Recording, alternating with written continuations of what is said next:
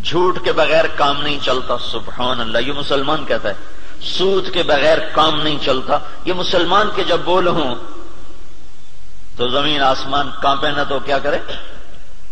الا لعنت اللہ علی الکاذبین.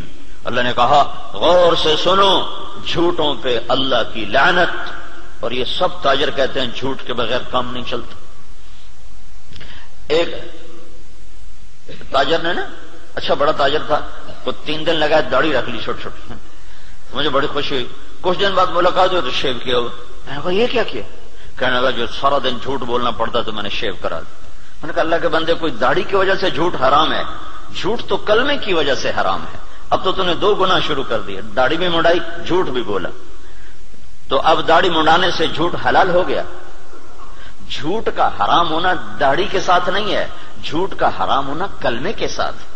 کہ تو کلمہ پڑھ کے جھوٹ، تو یہ کیوں کہتا ہے کہ داڑھی رکھ کے جھوٹ بولوں مجھے شرم آتی ہے؟ تو یہ کہ کلمہ پڑھ کے جھوٹ بولوں مجھے شرم آتی ہے. کلمہ پڑھنے کے بعد جھوٹ بولنا بے حیائی ہے نا کہ داڑھی رکھنے کے بعد. داڑھی تو سکھوں نے بھی رکھی ہوئی. یہ میرے اللہ کے نبی کا امر ہے، حکم ہے. یہ اور حکم ہے، وہ اور حکم ہے. ایک کی وجہ سے دوسرا چھوڑ دو، ایک کی وجہ سے دوسرا چھوڑ دو، یہ کہاں کی نادانی ہے؟ تو اس کو بات سمجھ میں اس نے پھر رکھ لی. تو اب جب تاجر کہے جھوٹ کے بغیر کام نہیں چلتا، سود کے بغیر تجارت نہیں چلتی، اور اللہ کہے لعنت اللہ علی الکاذبین، جھوٹوں پہ اللہ کی لعنت، اور اللہ تعالیٰ کہے فاذنوا بحرب من اللہ ورسولہ، یا سو چھوڑ دو یا اللہ اس کے رسول سے جنگ لڑنے کے لیے تیار ہو جاؤ. ہماری تو جنگ اللہ امریکہ سے تھوڑی ہماری جنگ ہے، یا ہندوستان سے تھوڑی ہماری جنگ ہے، یا اسرائیل سے ہماری جنگ. تو ہماری تو اللہ سے جنگ ہوئی پڑی. اللہ ہمارے خلاف جنگ کر رہا ہے. اصل تو مقابل میں اللہ آیا ہوا ہے، اللہ اس کا رسول آیا ہوا ہے. صرف اللہ اکیلا نہیں ہے، یعنی ایسا اعلان اللہ نے کسی جگہ کیا ہی نہیں. تو کتنی بے غیرتی ہے کفر. دنیا کا سب سے بڑا گناہ ہے کفر. دنیا کا سب سے بڑا جرم ہے شرک اور کفر، کہ شہنشاہ اعظم خلاق علیم کو نہ ماننا، یا ماننا تو اس کا شریک ماننا. اللہ تعالیٰ نے اس کے لیے نہیں کہا کہ میں تیرے خلاف لڑائی کروں گا. ان کو دھمکیاں دیں جہنم میں ڈالوں گا، آگ میں ڈال دوں گا، تباہ کر دوں گا. لیکن سود کھانے والا 5 وقت کا نمازی بھی ہے تو اللہ کہتا تیار ہو جا، تیری میری جنگ ہے. اور صرف میری نہیں، میرا رسول بھی تیرے ساتھ جنگ کرے گا. میں بھی کروں گا، میرا رسول بھی کرے گا.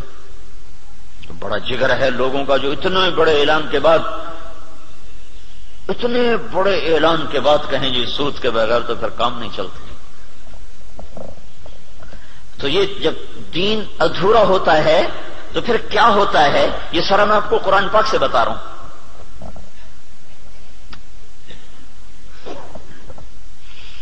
ہائے ہائے میرے بھائیو، اگر اللہ کے رسول کی ہمیں پشت پناہی نہ ہوتی تو اللہ کی قسم ہم بندر خنزیر بن چکے ہوتے. دعا دو اس مدینے والے کو جو اتنا رویا ہے. کوئی نبی اتنا نہیں رویا کہ اللہ کو جبریل بھیجنا پڑے کہ بس کر اتنا نہ رو. کوئی نبی اتنا نہیں رویا ہے.